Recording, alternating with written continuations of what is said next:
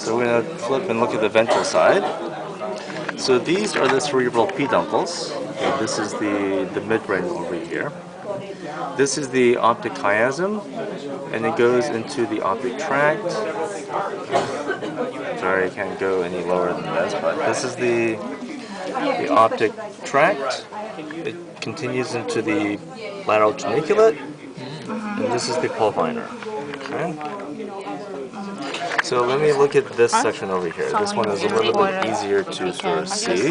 Now this one is a bit weird of a cut because half the brain is literally gone. It's just not the mid-sagittal view. So these are the cerebral peduncles. Right? Just like we've got the cerebral peduncles here and they're facing anterior. So the cerebral peduncles are here. This is the optic chiasm. It continues as the optic tract. And it continues into the lateral geniculate body. What does the lateral geniculate body continue into? What was it called? Superior colliculus. So it looks like it is continuous with the pulvinar, and maybe it is touching, but that's not where the pathway should go. It should continue into the superior colliculus. Okay. So lateral to the lateral geniculate body is this structure. So what is this? You mean medial? The medial, right? It makes sense, right? You got the medial, and then you got the lateral. So this, and so what is this? It's tectum.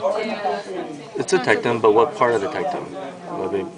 The tectum is made up of the colliculi, right? Superior, inferior. So the question is this superior or is this the inferior colliculus? Superior. Oh wait, where's the chiasm?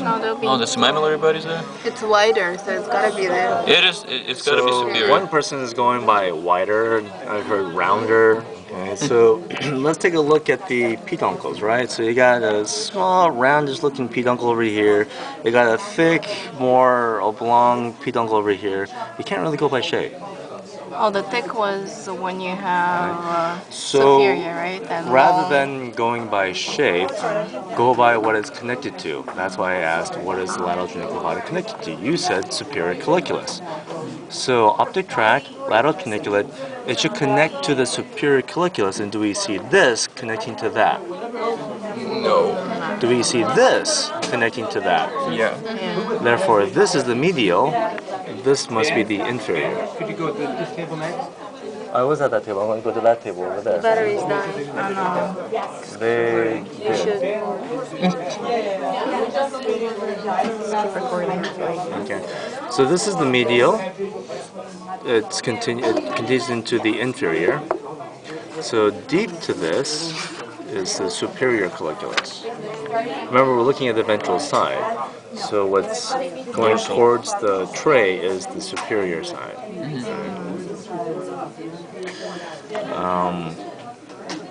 So part of the visual pathway. So some of it goes to the lateral geniculate, but some of it also continues backwards this direction.